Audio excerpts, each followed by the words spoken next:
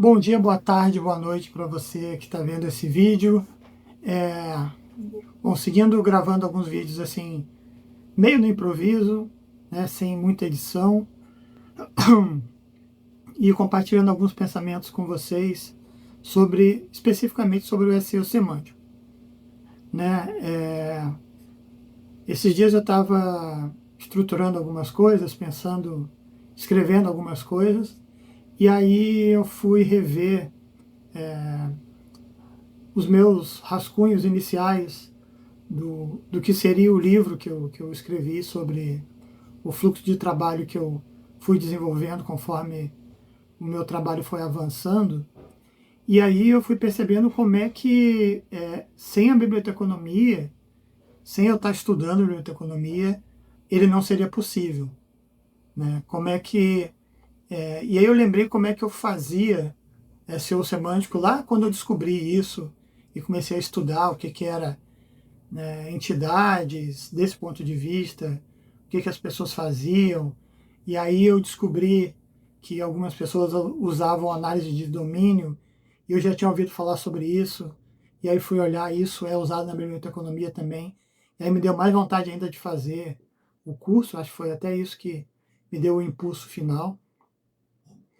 E, e aí eu via que eu ficava tentando maneiras de mudar como eu fazia antes, né, usando palavra-chave, pesquisa, como geralmente muita gente ainda faz, e, e tentando tatear como é que eu ia inserir semântica, e eu tinha uma compreensão de semântica lá de letras, né?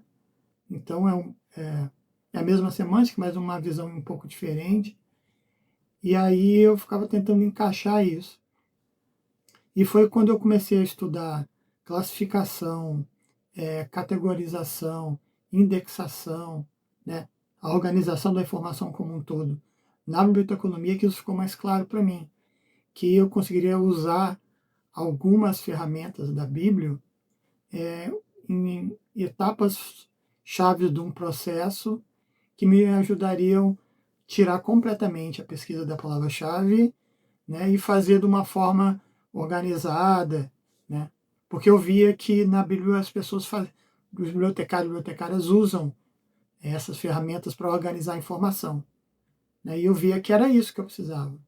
Então, e aí que veio colocar análise de domínio no início do processo, para entender onde é que eu estava atuando, né, qual era a área do conhecimento que o projeto estava e o que ele tinha que falar, como é que os especialistas falavam sobre os assuntos, sobre os conceitos, quais eram os termos que eles usavam, qual era a relação entre os termos, né, de certas sub-áreas dessa área do conhecimento. E aí já me indicava mais ou menos o que as pessoas falavam sobre ontologia. Aí depois eu descobri como fazer vocabulário controlado, taxonomia, né, o tipo de definição que a biblioteconomia faz, e aí eu troquei o tipo de definição que eu usava nas entidades por essa com resultados muito melhores. Então, a Bíblia, por ser essa atividade humana, essa área do conhecimento humano que organiza a informação, ela já vem trabalhando esse tipo de ferramental e principalmente o conceitual, né, o, a definição, o estudo, o pensamento de como é que a gente pode organizar a informação da melhor forma possível para ela ser recuperada, que é o que o Google faz. Né? Fazia exclusivamente até ele começar a colocar generativo na recuperação da informação. Né? Então, hoje em dia, a gente tem esse misto de recuperação da informação pura e geração de uma informação. Né? Mas, de qualquer maneira, você precisa organizar a informação de um projeto para que ele que seja maleável, que ele possa ser trabalhado de uma forma metódica, com uma metodologia, com um critério, com um propósito, fazendo de uma forma estratégica. Né? Então, para mim, a criação do fluxo de trabalho semântico foi feito de uma forma natural, que veio desse estudo na biblioteconomia. É por isso que hoje eu fico muito tranquilo na hora que eu vou fazer algum projeto, porque eu já tenho ali o passo a passo, né? Sei que ele já funciona, né? Tenho casos que funciona sem a gente fazer nada, que funciona também para busca geracional, né? Nos modelos ChatGPT, IA, Gemini, qualquer uma delas, a gente tem resultados legais em projetos que usam o fluxo.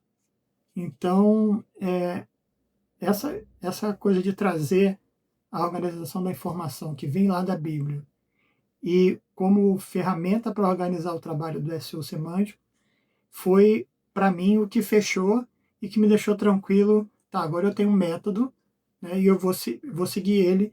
E aí eu fui, óbvio, que conforme o tempo vai passando, você vai atualizando uma coisa ou outra, você vai aprendendo novas coisas e incluindo nesse fluxo. Né? Tanto é que eu tive que lançar uma terceira edição, porque o fluxo já estava bem diferente do que era aquele original. Né? E hoje em dia eu consigo usar esse mesmo pensamento de ter, organizar a informação, tanto para otimizar um projeto que já está pronto, né, que eu estou entrando nele no meio do processo, quanto um projeto que vem do zero, né, porque a gente consegue rever coisas, né, repensar junto. Isso é muito importante, a gente repensa toda a estrutura, não só do conteúdo, mas da informação, junto com o pessoal da empresa, da organização, da instituição, enfim, porque a gente olha para a área do conhecimento com essa visão dos especialistas, as pessoas que sabem sobre aquele assunto, elas se comunicam de um jeito, falam algumas palavras de um jeito, usam termos, escolhem alguns termos e não outros, definem coisas, né, de certa maneira em comum acordo. Então, mapeando esse conhecimento coletivo sobre uma área, eu já tenho a base para construir muita coisa. Né? A gente já fez redesign de site baseado nisso, reconstruiu estratégia de conteúdo, criou knowledge graph, taxonomia. Então, esse mapa inicial é que dá tranquilidade para a gente poder desmembrar ele e gerar novas ferramentas, novas atividades para fazer o SEO semântico de uma forma estruturada, sem ficar perdido no meio do caminho. Né? Então, para mim, é isso. Assim, ter esse fluxo me deu, com o tempo, óbvio que não foi de uma hora para outra, essa tranquilidade de poder trabalhar com o SEO semântico, sabendo por onde eu começo e cada passo depois do processo. É isso, a gente se fala.